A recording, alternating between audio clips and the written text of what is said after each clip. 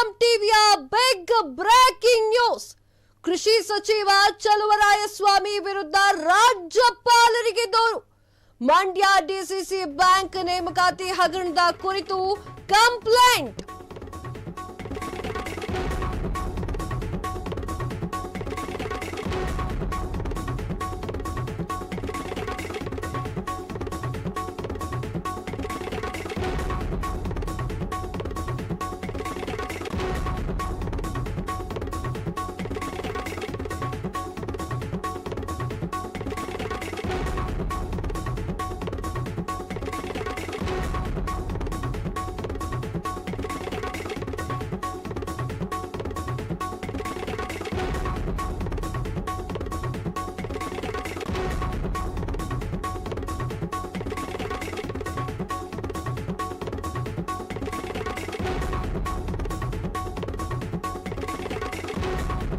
ಇದು ಫ್ರೀಡಂ ಟಿವಿಯ big breaking news. ಕೃಷಿ ಸಚಿವ ಚಲುವರಾಯಸ್ವಾಮಿ ವಿರುದ್ಧ ರಾಜ್ಯಪಾಲರಿಗೆ ದೂರು. ಮಂಡ್ಯ ಡಿಸಿಸಿ ಬ್ಯಾಂಕ್ ನೇಮಕಾತಿ ಹಗರಣದ ಕುರಿತು ಕಂಪ್ಲೇಂಟ್. ಮಂಡ್ಯ ಡಿಸಿಸಿ ಬ್ಯಾಂಕ್ ನೇಮಕಾತಿಯಲ್ಲಿ ಅಕ್ರಮ ನಡೀತಿದೆ. ಮೊದಲೇ ಫಿಕ್ಸ್ ಆಗಿದ್ದವರಿಗೆ ಹುದ್ದೆಯನ್ನ ನೀಡುವ ಪ್ರಯತ್ನ ನಡೆದಿದೆ. ಹಲವು ಅಭ್ಯರ್ಥಿಗಳಿಂದ ಲಂಚ ಸ್ವೀಕಾರ ಮಾಡಲಾಗಿದೆ. ಡಿಸಿಸಿ ಬ್ಯಾಂಕ್ ಅಧ್ಯಕ್ಷ ಜೋಗಿಗೌಡ ವಿರುದ್ಧವೂ ಕೂಡ ದೂರು. ಸಚಿವರ ಆಪ್ತ ರಘುವೀರ್ ಗೌಡ ಎಂಬಾತನ ವಿರುದ್ಧವೂ ಕೂಡ ದೂರು. ಸಾಮಾಜಿಕ ಕಾರ್ಯಕರ್ತ ರವಿಕುಮಾರ್ ಎಂಬಾತರು ದೂರನ್ನ ನೀಡಿದ್ದಾರೆ. ಕೃಷಿ ಸಚಿವ ಚಲುವರಾಯಸ್ವಾಮಿ ಅವರ ವಿರುದ್ಧ ಮತ್ತೊಂದು ದೂರು ದಾಖಲೆ ಆಗಿದೆ. ಇದು ಫ್ರೀಡಂ ಟಿವಿಯ ಬಿಗ್ ಬ್ರೇಕಿಂಗ್ ನ್ಯೂಸ್ ಆಗಿದೆ. ಕೃಷಿ ಸಚಿವ ಚಲುವರಾಯಸ್ವಾಮಿ ಅವರ ವಿರುದ್ಧ ರಾಜ್ಯಪಾಲರಿಗೆ ದೂರನ್ನ ನೀಡಿದ್ದಾರೆ. ಅವರ ಹೆಸರು ಮೊದಲು ಕೂಡ ಆತ್ಮಹತ್ಯೆಯ ವಿಚಾರವಾಗಿ ತಗಲಾಕೊಂಡಿತ್ತು. ಈಗ ಡಿಸಿಸಿ ಬ್ಯಾಂಕ್ ನೇಮಕಾತಿಯಲ್ಲಿ ಅಕ್ರಮ ನಡೆದಿದೆ ಎನ್ನುವಂತಹ ಕಾರಣಕ್ಕೋಸ್ಕರ ಈಗ ಅವರ ಹೆಸರು ತಗಲಾಕೊಂಡಿದೆ. ದೂರು ಕೂಡ ನೀಡಿದ್ದಾರೆ. ಡಿಸಿಸಿ ಬ್ಯಾಂಕ್ ಅಧ್ಯಕ್ಷ ಜೋಗಿಗೌಡ ಅವರ ವಿರುದ್ಧವೂ ಕೂಡ ದೂರು ದಾಖಲೆ ಆಗಿದೆ.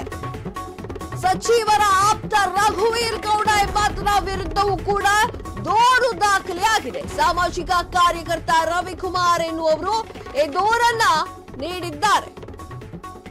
ವಿಚಾರ ಇಷ್ಟೇ, ಕೃಷಿ ಸಚಿವರಾಗಿರುವಂತಹ ಚಲುವರಾಯಸ್ವಾಮಿ ಅವರ ವಿರುದ್ಧ ರಾಜ್ಯಪಾಲರಿಗೆ ದೂರು ದಾಖಲೆಯಾಗಿದೆ.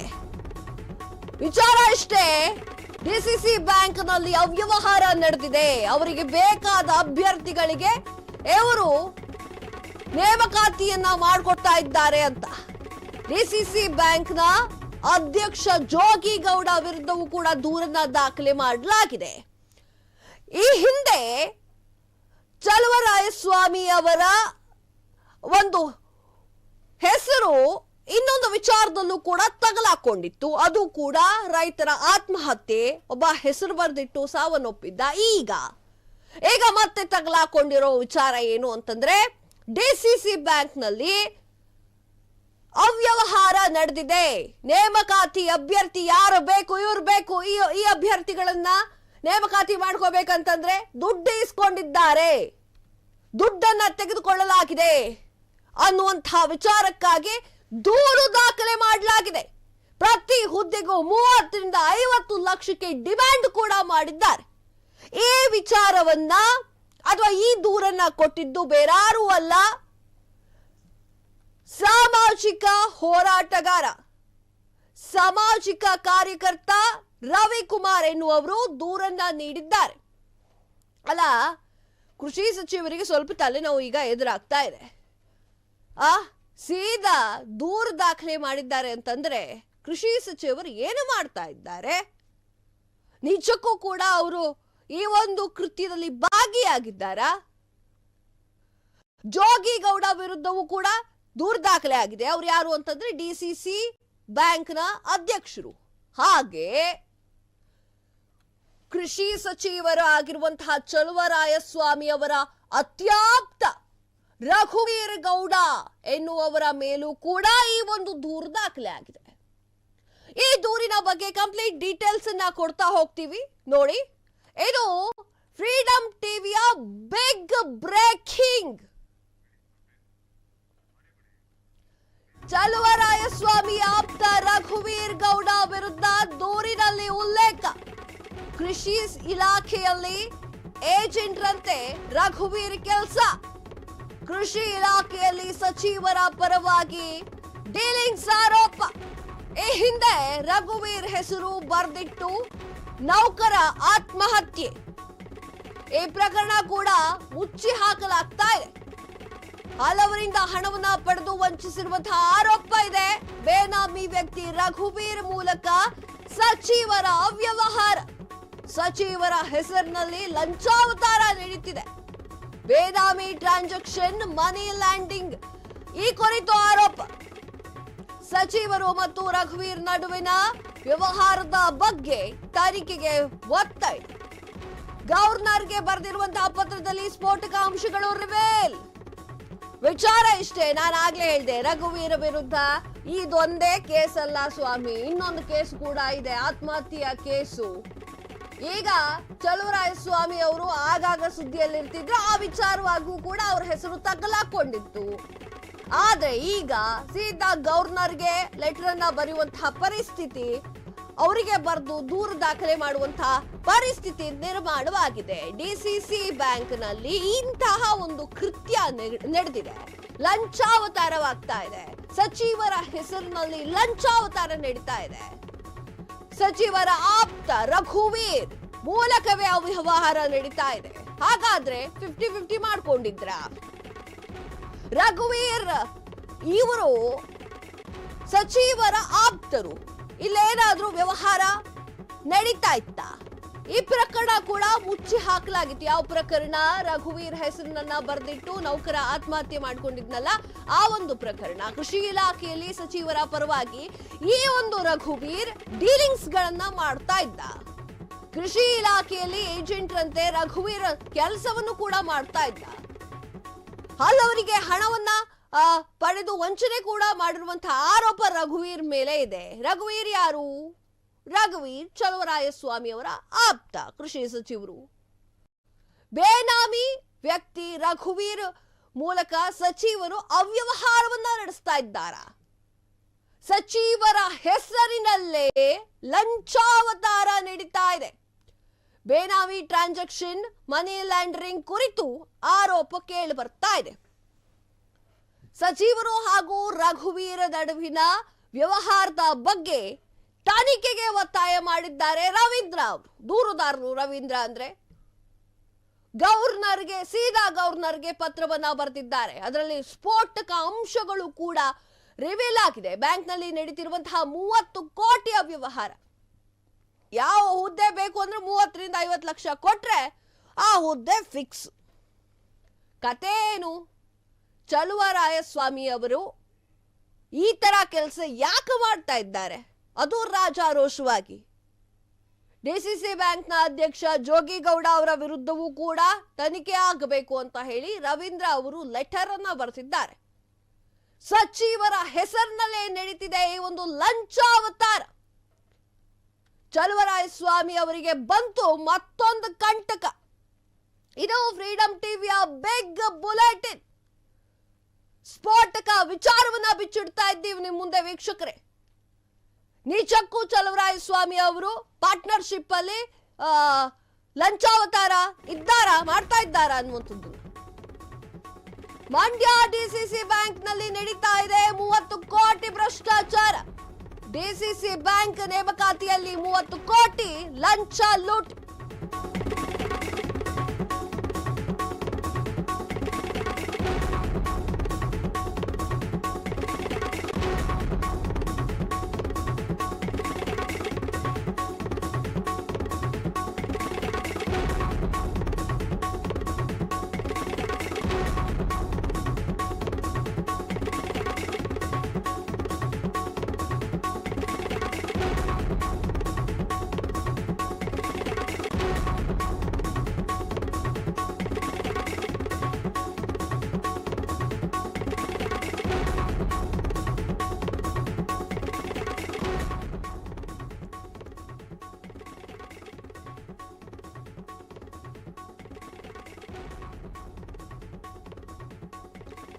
ಮಂಡ್ಯ ಡಿಸಿಸಿ ಬ್ಯಾಂಕ್ ನಲ್ಲಿ ನಡೀತಾ 30 ಕೋಟಿ ಭ್ರಷ್ಟಾಚಾರ. ಒಂದಲ್ಲ ಎರಡಲ್ಲ ವೀಕ್ಷಕರೇ, 30 ಕೋಟಿ ಭ್ರಷ್ಟಾಚಾರ. ಡಿಸಿಸಿ ಬ್ಯಾಂಕ್ ನೇಮಕಾತಿಯಲ್ಲಿ 30 ಕೋಟಿ ಲಂಚ. ಡಿಸಿಸಿ ಬ್ಯಾಂಕ್ ಅಧ್ಯಕ್ಷರ ವಿರುದ್ಧ ಡಾಕ್ಟರ್ ರವೀಂದ್ರ ಅವರು ಸ್ಫೋಟಕ ಆರೋಪವನ್ನ ಮಾಡಿದ್ದಾರೆ. ಡಿಸಿಸಿ ಬ್ಯಾಂಕ್ನ ನೇಮಕಾತಿಯಲ್ಲಿ 30 ಕೋಟಿ ಲಂಚ ಲೂಟಿಯಾಗಿದೆ. ಡಿಸಿಸಿ ಬ್ಯಾಂಕ್ ಅಧ್ಯಕ್ಷರ ವಿರುದ್ಧ ಡಾಕ್ಟರ್ ರವೀಂದ್ರ ಸ್ಫೋಟಕ ಆರೋಪವನ್ನ ಮಾಡಿದ್ದಾರೆ. ಒಟ್ಟು ಒಂದಲ್ಲ ಎರಡಲ್ಲ 71 ಹುದ್ದೆಗಳಿಗೆ ಕಾಲ್ ಫಾರ್ ಮಾಡಿದಂತಹ ಡಿಸಿಸಿ ಬ್ಯಾಂಕ್ ಎಲ್ಲರೂ ಕಳ್ರೆ. ಅಲ್ಲಿ ಡಿಸಿಸಿ ಬ್ಯಾಂಕ್ನ ಅಧ್ಯಕ್ಷ ಜೋಗಿಗೌಡನು ಕಳ್ಳೆ, ರವೀಂದ್ರ ಸಚಿವರ ಆಪ್ತನು ಕಳ್ರೆ. ಬ್ಯಾಂಕ್ ಡಿಜಿಟಲ್ ಆದ್ರೂ ಕೂಡ ಮ್ಯಾನ್ಯುಯಲ್ ಆಗಿ ಅರ್ಜಿಯನ್ನ ಆಹ್ವಾನ ಮಾಡಲಾಗಿತ್ತು. ಪ್ರತಿ ಹುದ್ದೆಗೂ ಅಧ್ಯಕ್ಷರಿಂದ ತಲಾ 30 ರಿಂದ 50 ಲಕ್ಷ ಡಿಮ್ಯಾಂಡ್ ಕೂಡ ಮಾಡಲಾಗಿತ್ತು. ಒಂದೊಂದು ಹುದ್ದೆಗೂ 30 ರಿಂದ 50 ಲಕ್ಷ ರೇಟ್ ಫಿಕ್ಸ್ ಮಾಡಿರುವಂತಹ ಆರೋಪಕ್ಕೆ ಬರ್ತಾ ಇದೆ. ವಿಚಾರ ಇಷ್ಟೇ, ಸಚಿವರು 30 ರಿಂದ ಒಂದು ಹುದ್ದೆಗೆ 30 ರಿಂದ 50 ಲಕ್ಷ ರೂಪಾಯಿಯನ್ನ ಕೇಳಿದ್ರ.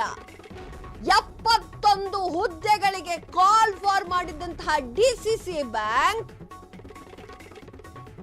ಖಡಕ್ ಆಗಿ ಕರೆಕ್ಟ್ ಟೈಮ್ ಅಲ್ಲಿ ಸಿಕ್ಕಾಕೊಂಡಿದೆ. ಕಾಂಗ್ರೆಸ್ ಮೇಲೆ ಕಾಂಗ್ರೆಸ್ ಈಗ ಆಡಳಿತವನ್ನ ಮಾಡ್ತಾ ಇದೆ.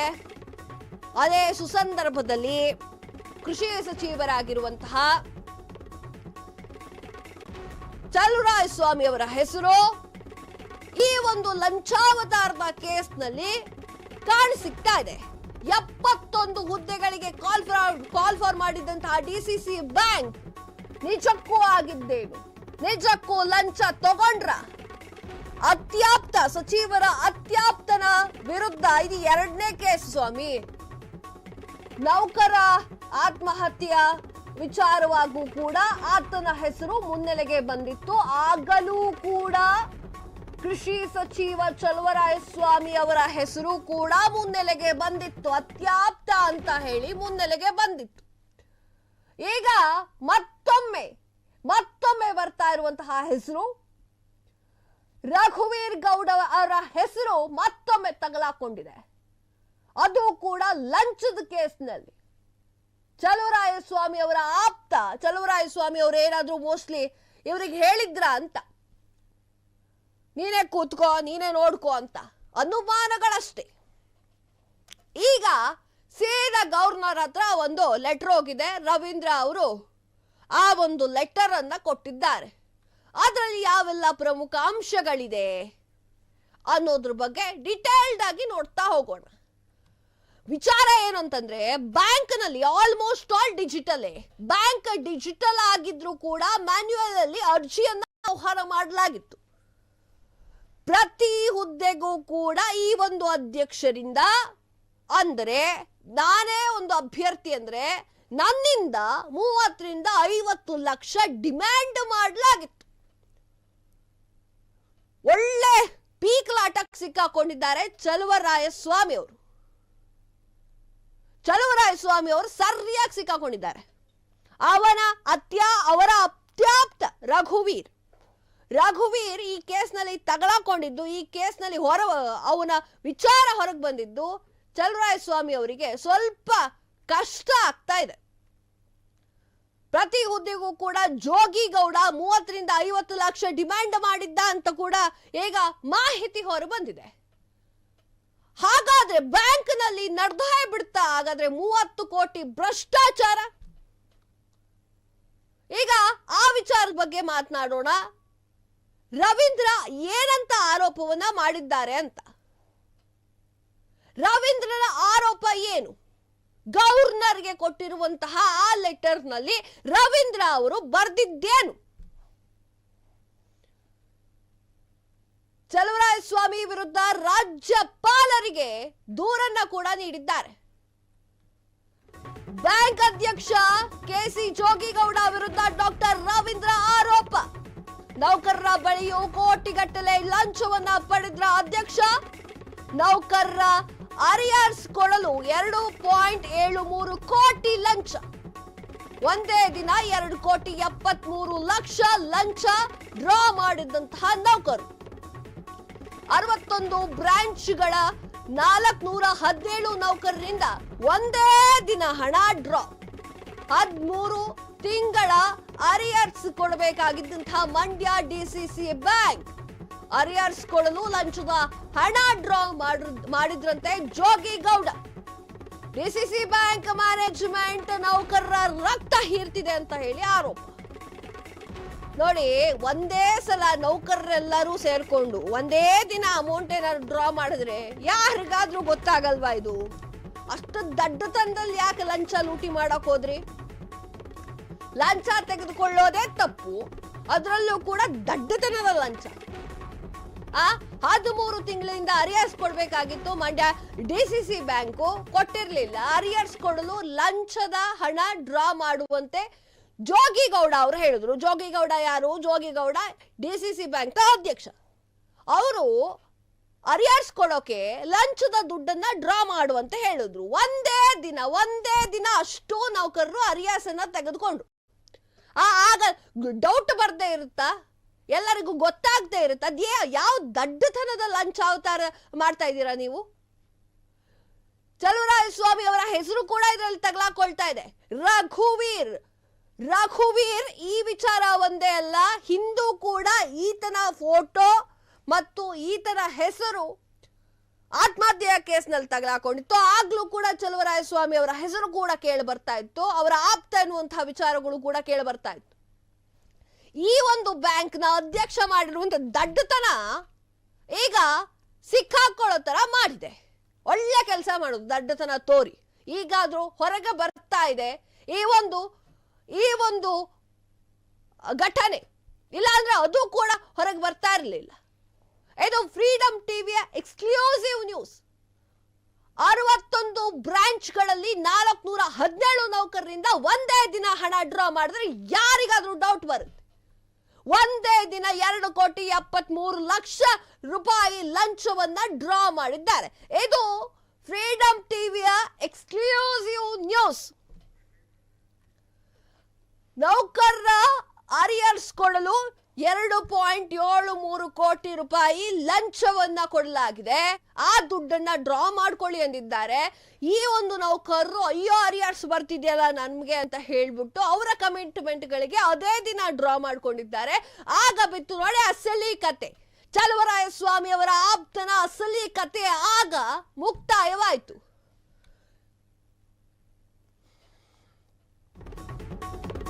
ಅಮರಾವತಿ ಹೋಟೆಲ್ನಲ್ಲಿ ನಡೀತು ಡೀಲ್. ಡಿಸಿಸಿ ಬ್ಯಾಂಕ್ ಅಕ್ರಮಕ್ಕೆ ಮತ್ತೊಂದು ಸಾಕ್ಷಿ. ಹಣ ವಸೂಲಿ ಮಾಡಿದವರ ಹೆಸರಿಳಿ ಹೇಳಿದ ಡಾಕ್ಟರ್ ರವೀಂದ್ರ. ಸಿಸಿ ಕ್ಯಾಮೆರಾ ಪರಿಶೀಲನೆಗೆ ಸಚಿವರಿಗೆ ಸಲಹೆ. ನನ್ನ ಆರೋಪ ಸುಳ್ಳಾದ್ರೆ ಕ್ರಮ ಕೈಗೊಳ್ಳಿ. ಸತ್ಯ ಹರಿಶ್ಚಂದ್ರನ ತುಂಡು ಅಂತ ಸಾಬೀತುಪಡಿಸಲಿ. ಸಹಕಾರ ಸಚಿವ ರಾಜಣ್ಣಗೆ ಸವಾಲ್. ಜಾತಿವಾದಿ ರಾಜಣ್ಣ ಅಂತ ಹೇಳಿ ಕಿಡಿಕಾರಿದ ಡಾಕ್ಟರ್ ರವೀಂದ್ರ.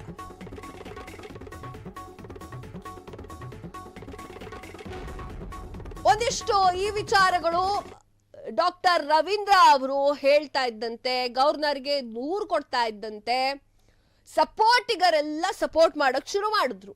ಚಲುವರಾಯಸ್ವಾಮಿ ಅವರು ಈ ಕೇಸ್ನಲ್ಲಿ ಇಲ್ಲ, ಈ ಡೀಲ್ ಅಲ್ಲಿ ಇಲ್ಲ, ಈ ಲಂಚವನ್ನ ರಘುವೀರ್ ಅವ್ರು ತೆಗೆದುಕೊಂಡಿಲ್ಲ, ಸುಮ್ನೆ ಯಾಕೆ ಸುಳ್ಳೆ ಸುದ್ದಿ ಮಾಡ್ತೀರಾ ಅಂತ ಹೇಳಿ ಸಹಕಾರ ಸಚಿವರಾಗಿರುವಂತಹ ರಾಜಣ್ಣ ಸವಾಲನ್ನ ಹಾಕ್ತಾ ಇದ್ರು, ಹೇಳ್ತಾ ಇದ್ರು. ಅದಕ್ಕೆ ದೂರುದಾರ ರವೀಂದ್ರ ಅವರು ಏನ್ ಹೇಳಿದ್ದಾರೆ ಅಂತಂದ್ರೆ, ನನ್ನ ಆರೋಪ ಏನಾದ್ರೂ ಸುಳ್ಳಾದ್ರೆ ನನ್ನ ಮೇಲೆ ನನ್ನ ವಿರುದ್ಧ ಕ್ರಮವನ್ನ ಕೈಗೊಳ್ಳಿ, ಸಿಸಿಟಿವಿ ಪರಿಶೀಲನೆ ಮಾಡಿ, ಸಚಿವರಿಗೆ ಆಗ ಗೊತ್ತಾಗುತ್ತೆ ಹಣ ವಸೂಲಿ ಮಾಡಿದ್ದು ಹೌದೋ ಅಲ್ಲೋ ಅನ್ನೋದು, ಆಗ ನಿಮಗೆ ಗೊತ್ತಾಗುತ್ತೆ ಸಹಕಾರ ಸಚಿವರೇ. ನಾನು ಸುಳ್ಳು ಹೇಳ್ತಿದ್ದೀನಿ ಅಂತಂದ್ರೆ ನನ್ನ ಮೇಲೆ ಕ್ರಮ ಆಗ್ಲಿ, ಸತ್ಯ ಹರಿಶ್ಚಂದ್ರನ್ ತುಂಡು ಅಂತ ಅವ್ರು ಸಾಬೀತು ಮಾಡಿಕೊಳ್ಳಿ. ಸಹಕಾರ ಸಚಿವ ರಾಜಣ್ಣ ಅವರಿಗೆ ಸವಾಲನ್ನ ಎಸೆದಿದ್ದಾರೆ ದೂರುದಾರ ರವೀಂದರ್. ಜಾತಿವಾದಿ ರಾಜಣ್ಣ ಅಂತ ಹೇಳಿ ಕಿಡಿಕಾರಿದ್ದಾರೆ ಡಾಕ್ಟರ್ ರವೀಂದ್ರ. ಅಂದ್ರೆ ಯಾವುದೋ ಒಂದು ವಿಚಾರಕ್ಕೆ ಎಲ್ಲರನ್ನೂ ಸಿಕ್ಕಾಕೊಳ್ಳೋದಲ್ಲ, ಜಾತಿವಾದಿ ನೀವು ಅಂತ ಹೇಳಿದ್ದಾರೆ. ಚಲುವರಾಯಸ್ವಾಮಿ ಪಾಲಿಗೆ ದುಬಾರಿಯಾಗಿದ್ದ ರಘುವೀರ್ ನಂಟು. ಕೃಷಿ ಮಂತ್ರಿ ಸ್ಥಾನಕ್ಕೆ ಕುತ್ತು ತರುತ್ತಾ ಡಿಸಿಸಿ ಬ್ಯಾಂಕ್ ಸ್ಕ್ಯಾಮ್. ಉಸ್ತುವಾರಿ ಸಚಿವರ ನೆರಳಿನಲ್ಲೇ ನಡೀತಾ ಹೋಯ್ತಾ ನೇಮಕಾತಿ ಹಗರಣ. ಎಸ್ ವೀಕ್ಷಕರೇ, the last and final touch ಏನು ಅಂತಂದ್ರೆ, ಉಸ್ತುವಾರಿ ಸಚಿವರ ಒಂದು ನೆರಳಿನಲ್ಲೇ ಈ ಒಂದು ನೇಮಕಾತಿ ಹಗರಣ ನಡೀತಾ ಅನ್ನುವಂಥದ್ದು ಕ್ವಶನ್ ಮಾರ್ಕ್ ಆಗಿ ಉಳಿದಿದೆ.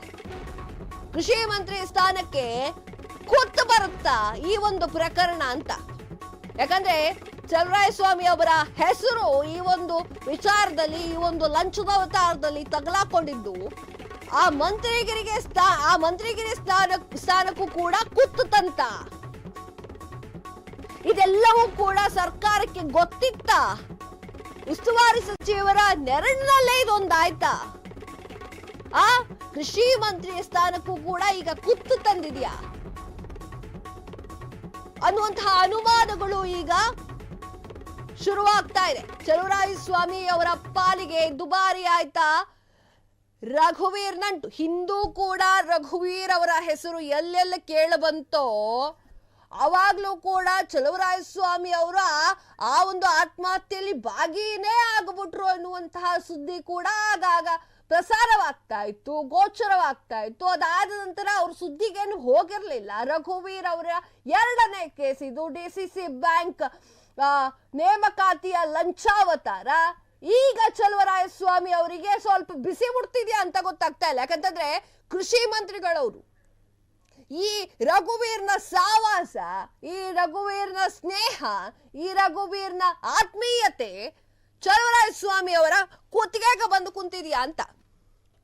ಯಾಕಂತಂದ್ರೆ ಕೃಷಿ ಮಂತ್ರಿಯ ಸ್ಥಾನಕ್ಕೂ ಕೂಡ ಕುತ್ತು ತರುವಂತಹ ವಿಚಾರ ಇದು. ಯಾಕಂತಂದ್ರೆ ಈ ಒಂದು ವಿಚಾರದಲ್ಲಿ ಚಲುವರಾಯಸ್ವಾಮಿ ಅವ್ರು ಏನಾದ್ರು ತಗಲಾಕೊಂಡ್ಬಿಟ್ರೆ ಅವರು ಒಂಟಿನೇ.